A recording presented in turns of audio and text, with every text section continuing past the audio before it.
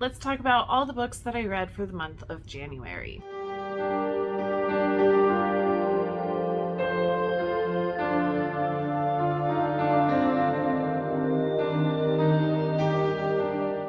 Welcome to this House of Books. My name is Ashley, and I love to talk everything books.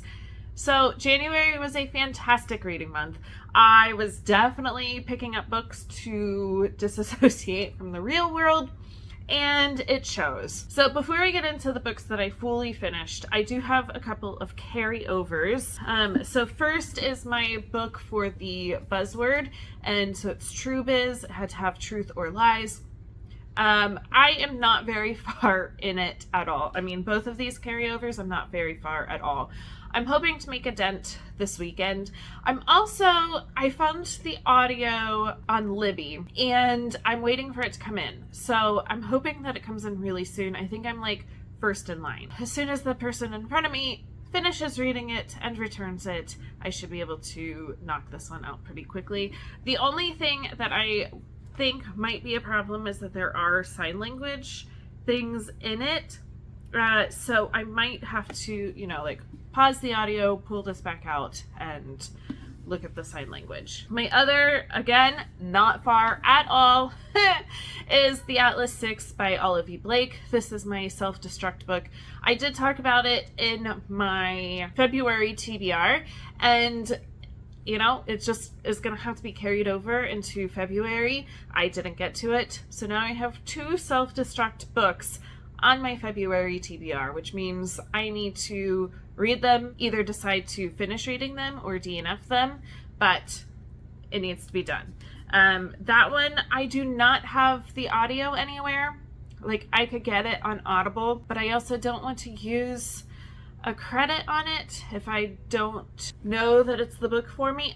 Okay, I'm interested in it. I don't know that dark academia is my genre. And just kind of reading reviews on this, I don't know that this is the book for me. I am going into it as open as I can, and I am interested, but I am not very far at all. So those are 2 books that I am carrying over. A couple others. This is just a little morning read that I do by myself if I get up in time on especially weekday mornings before my kids, and I sit here with a cup of coffee and read through this. This is The Brave Learner by Julie Bogart.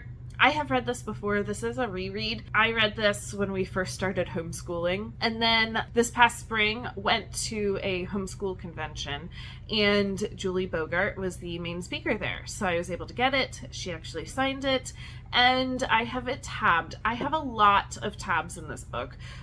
Because I just want to read little chunks every morning. And sometimes I'll do 2 tabs because I just have a little bit more time, or sometimes it's just the one and then I move on. I'm not really annotating in it, but I do highlight if things come up. So when I finished, I will have a better review on it, And then I do have 2 read-alouds that I am currently doing with my kids. So with my 10-year-old, we are reading Stowaway by Karen Hess. It's going well. We still have quite a bit left in it. But this, you're following a boy who is a stowaway on Captain James Cook's expedition. So it very much so goes along with what we are learning in history right now. And it's interesting to kind of see it come to light. I think the only thing, it's done in journal entries, which is good. But I think also then you kind of lose connections to some of the characters. But that is that read aloud. And then with my 14-year-old, we are reading The Hitchhiker's Guide to the Galaxy by Douglas Adams. This is my first time reading this, and we are having so much fun with this. It is so funny and witty. And I mean, if you like British humor, they're kind of dry humor, this is it. It is so much fun so far. So we have a little bit left. I'm hoping maybe this weekend we can knock out some more of those tabs. So those are all the books that I'm carrying over. Let's get into the books that I did fully complete. If there's background noise, I will try to get rid of it. I am looking for a new video editing system. I'm using CapCut right now. Don't like it. Don't want to continue using it for pretty obvious reasons. But there's a heat vent right above me. The washing machine is on its spin cycle, and a cat is playing with his toy. So there's a lot of background noise. I'm sorry if that is coming through in the video. All right, I have my new reading journal for this year. It has been a lot of fun to just kind of fill it out. So I read 9 books this month.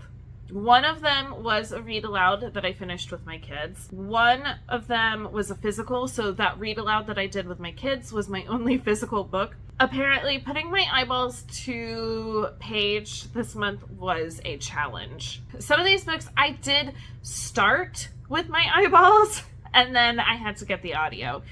So that meant that I finished 8 books by using the audio. I did not DNF any books. One of them probably I would have, but I didn't.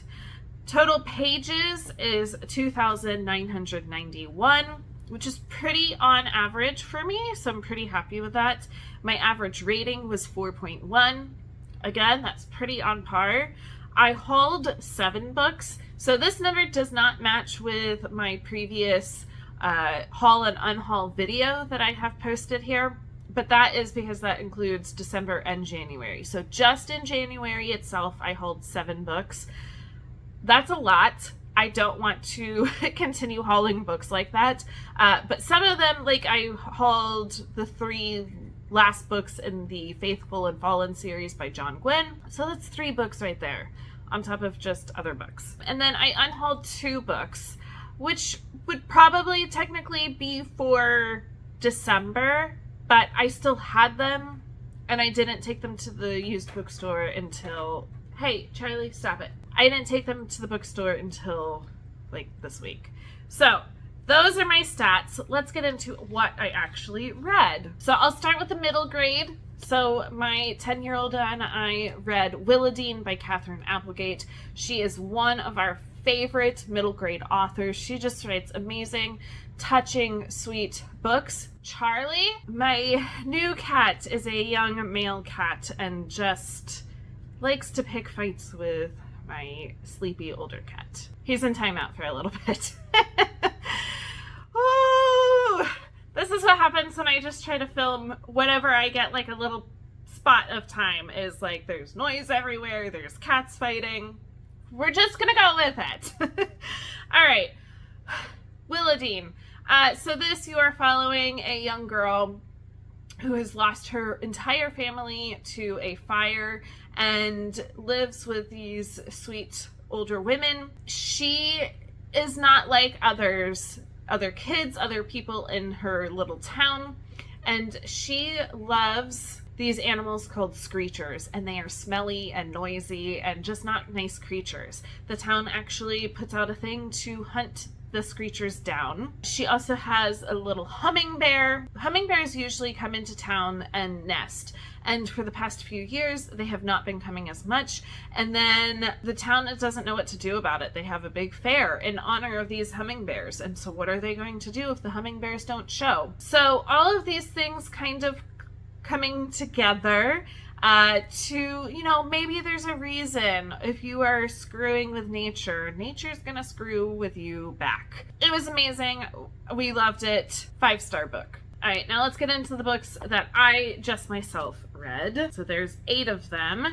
My first book that I think I had started it just before the new year, but I didn't finish it until the new year. And that was City of Thieves by David Benioff. I've had this for a while. It was on my winter TBR, so I was happy to pick it up. I did give it 4 stars. It's not my favorite World War II story.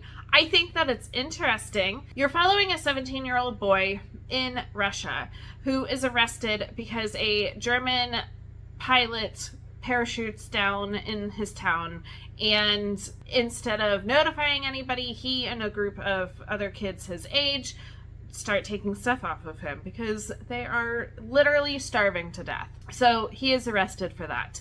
And then you are following a older, in his 20s guy who is said to be a deserter and so is arrested because of that. But they are put up to a mission to go behind enemy lines for a very, not a good reason to send two young guys behind enemy lines. The premise to the story itself was really interesting. Just some of the things just didn't hit it for me, and I don't know why, because I've read a lot of World War II historical fiction.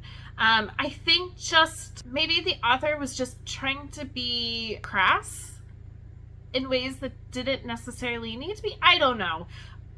I gave it 4 stars. It was good. It was interesting. I am glad that I picked it up. Let's see. I'm gonna put books over here. Yeah, let's do that. I have an actual candle lit, but it is high enough away that it's a little warm. It's not bad.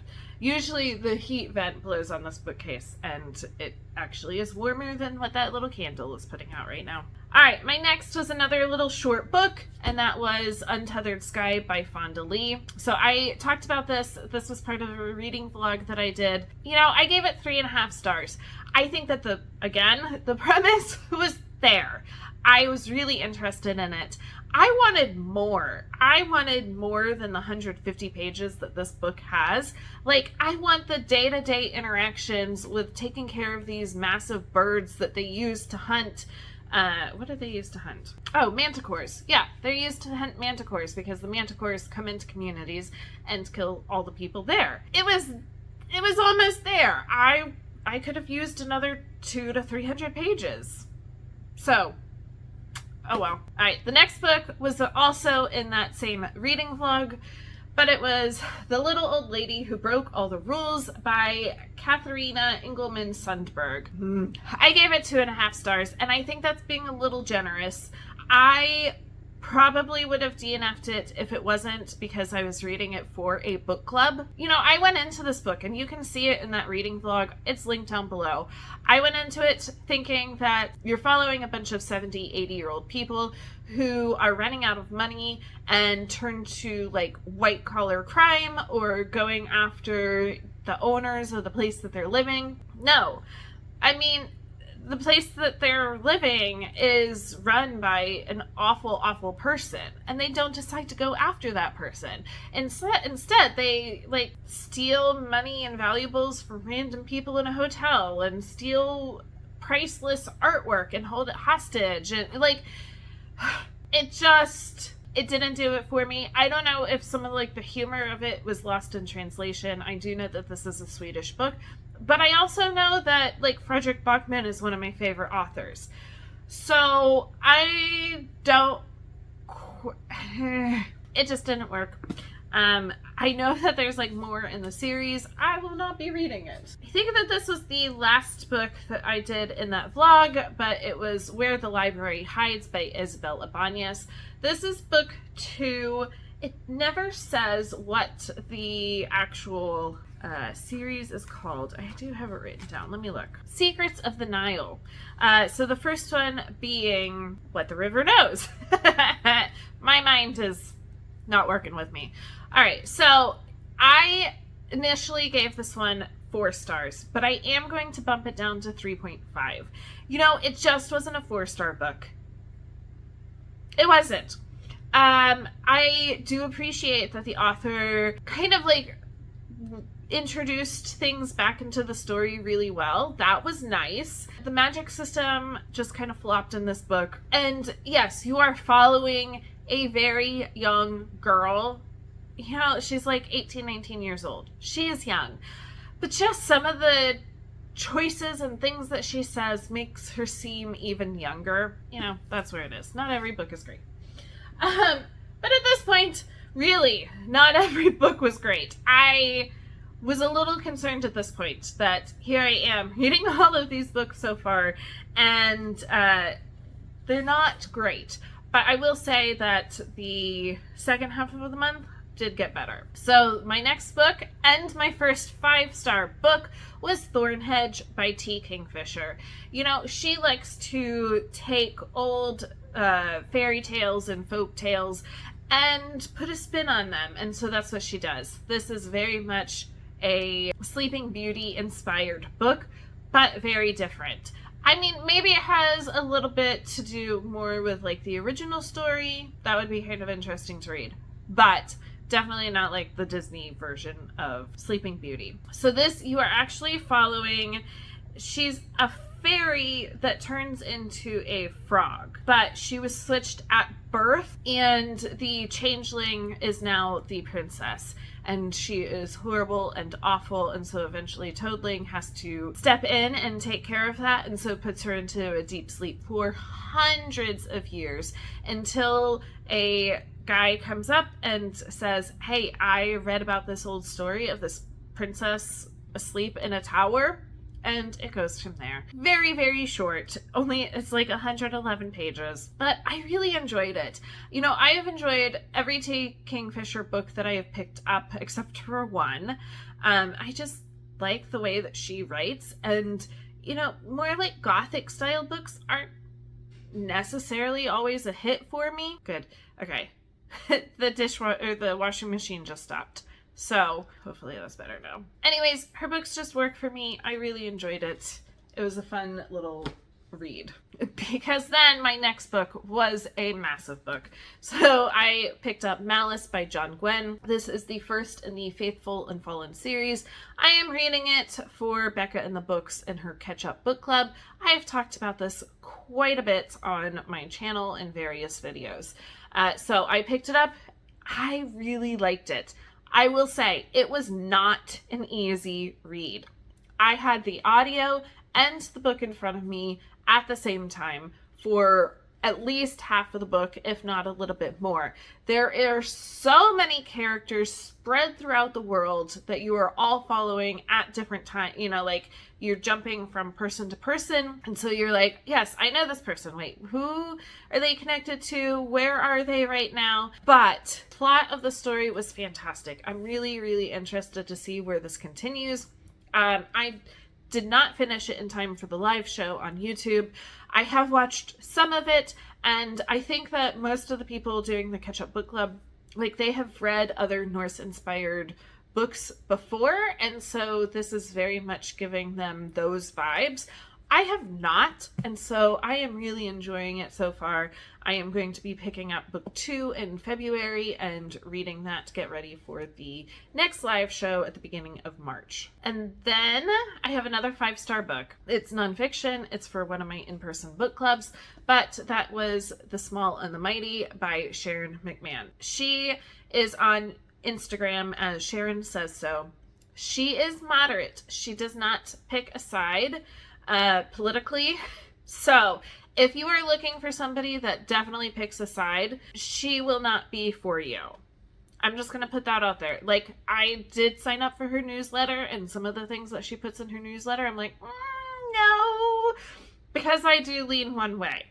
You see it in my videos. But I do really, really appreciate things that she says when things are happening politically, to just put it into kind of like layman's terms to help the public, including myself, understand it more. I am not a government person. I am learning now in my 30s more about government, and she definitely brings that to light. I am also learning more about history. Way more than I ever got in a public education. And this continues that education. You are following 12 unsung heroes in American history. Now, all of them usually have some kind of tie to like the big famous person in history. But you're not following that big famous person. Off on the side is somebody else fighting that same fight, but is not the more known person in that story. It does jump around a little bit, but they all kind of interconnect a little bit. Even though it's from the founding to the civil rights movement, it's still all interconnected. Obviously, it's all American history. Of course, it's all interconnected. I really enjoyed it. I think that there's a lot to be said in this book. I am going to be putting this onto my oldest son's reading list when he gets to U.S. history in high school, and so I will be rereading it with him then. And yeah, I think that it was really great. Okay, and then my last book of the month. I mean, let's be serious. It's not a surprise. Onyx Storm by Rebecca Yarros. I will just come out. I gave it 4 stars. I know that this is very, like, you love this series or you hate this series. I know people who read Fourth Wing and immediately hated it and DNF'd it. That's fine. You know, not every book is for everybody. But if you want a just popcorn fantasy book with dragons and some romance and intrigue, like all of that, I find it entertaining. I saw a comparison that these books are, you know, like if you liked the Twilight series and were like super into the Twilight series, this is like that, but with dragons and for adults. You know, like it is not the world's greatest writing. I think that her best written book was Fourth Wing, which is saying something. I think that Iron Flame had a lot of pacing problems. The main problem in this book was the characters. There was lacking of character development. There was not like reintroducing characters well. There is in the beginning of the book a whole list of characters and their dragons and their signets, which are their powers. I don't know that that was actually very helpful. Now, I did not reread the first 2 books in the series before going into this one. So, you know, I read Fourth Wing, 2 years ago, and then Iron Flame last year, and then this one. I did read big, huge, in-depth summaries of it, though. So I felt like I had a pretty good idea of like, oh yeah, those are the things that happened and like the main plots that happened to those characters and stuff like that. I will say, I got to the second to last chapter and I had to pause the audio, pull out the book, look at the name, and be like, who the heck is that? I had no idea who it was. I have since made like connections and been like, oh, okay. But, you know, there's something to be said that if you're getting to the very last couple pages of the book and you're still not fully, like, following the characters, you know, that's a problem. She writes really good battle scenes. I have a hard time, even with, like, Sarah J. Maas books, following some of the battle scenes. I don't find that in Rebecca Yarros's books. And she, you know, she knows how to leave on a cliffhanger. She has left every single book on major cliffhangers.